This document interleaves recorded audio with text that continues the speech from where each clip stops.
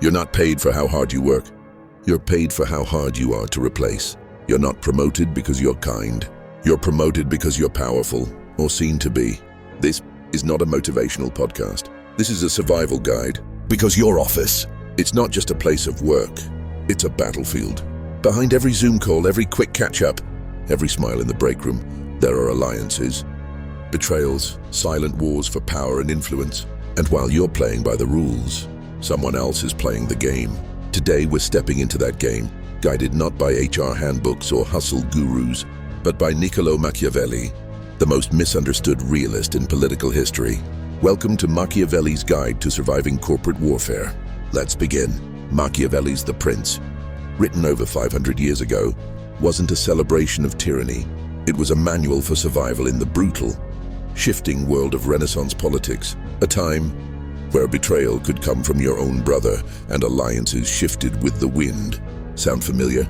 Replace dukes and armies with directors and org charts, and you've got the modern corporation. Machiavelli wrote for those trapped between morality and ambition.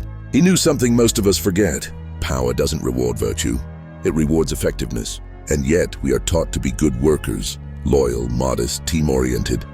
We are trained to optimize spreadsheets, not navigate power structures. But what if you're playing chess, while everyone else is playing poker? Let's start with one of Machiavelli's most famous and most misquoted insights. It is better to be feared than loved if you cannot be both. Now, in the workplace, this doesn't mean scaring your co-workers or bullying your team. In Machiavellian terms, fear isn't about terror. It's about respect. To be feared is to command authority. To be loved is to be liked. Ask yourself, in your office, who gets promoted? The overly helpful team player, or the calm, commanding individual everyone defers to, even if they don't like them?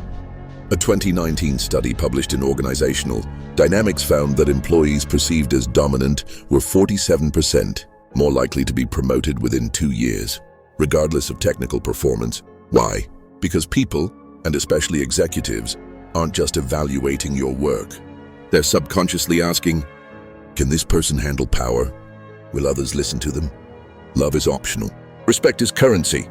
That's the paradox. The more you bend over backward, the less backbone they think you have.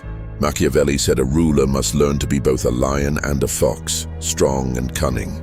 The lion cannot defend himself against snares, and the fox cannot defend himself against wolves. In corporate life, the lion sets boundaries, speaks directly, leads with force. The fox navigates politics, reads people, adapts. Let's take two characters. Emily, the lion, head of product, blunt, effective, direct. Carlos, the fox, soft-spoken, relational, behind-the-scenes power broker. Emily leads all hands. Carlos influences decisions before the meeting even begins. Who's more powerful? Both, but only because they each learned the other's skill set. Emily started reading body language and politics. Carlos learned to say no with a smile. Foxes without teeth get eaten. Lions without strategy get caged. In your workplace, are you respected and politically aware? Do you win arguments before they begin, or only after raising your voice? Power in organizations rarely comes from titles. It comes from mastering both presence and perception. One of Machiavelli's most chilling but true insights. Everyone sees what you appear to be. Few experience what you really are. Translation? Perception is more powerful than truth. You might be the best programmer on your team, but if your manager perceives you as unreliable, you're done. You might be the most ethical voice in the room, but if you can't frame that ethic as a strategic advantage, no one listens. In corporate life, what matters is not just doing good work, but curating it.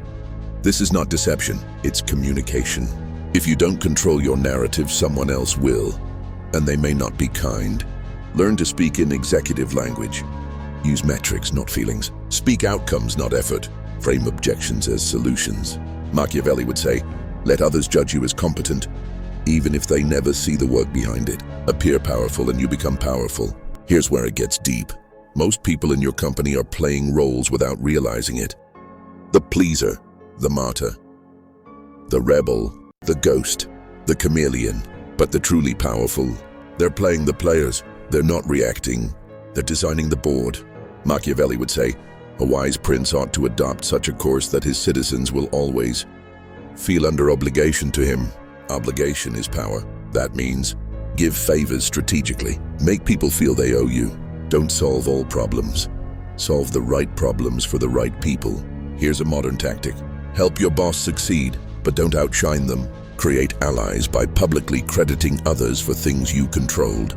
Become the connector of people, the one who knows how to get things done. When you do this, you don't just survive corporate warfare. You control its terrain.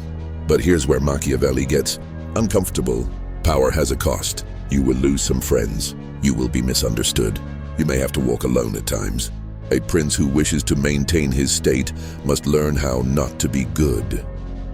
In the workplace, that means saying no, even when it disappoints.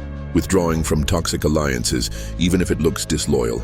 Playing the long game, even if it means short-term discomfort. And here's the truth no one tells you. If you don't claim your own power, someone else will use you for theirs. Because the office isn't neutral. It's filled with competing agendas, unconscious egos, and insecure people. You don't have to be ruthless, but you do have to be strategic. And that means seeing power not as evil, but as a tool. A fire can burn or it can forge. The difference is who's holding the match. Now you might be thinking, all of this sounds cold. I don't want to become a manipulative villain. Good. Because here's the twist. Machiavelli never said to be cruel. He said to be effective. If your mission is good, protect it with power. Want to create a better culture? You need influence. Want to protect your team from burnout? You need leverage. Want to rise so you can lead with empathy? You must survive the battlefield first. Power does not corrupt. It reveals. If you were a kind leader before, you'll be an even better one with power. But power without awareness? That's how villains are born. So learn the game, master it, and choose your purpose. You walk into work every day thinking it's just a job. But deep down, you know there's more at play. Power, politics, survival. Yes, but also potential, influence, change. You don't have to scheme. You don't have to fake. But you do have to wake up. Understand that every meeting is a message.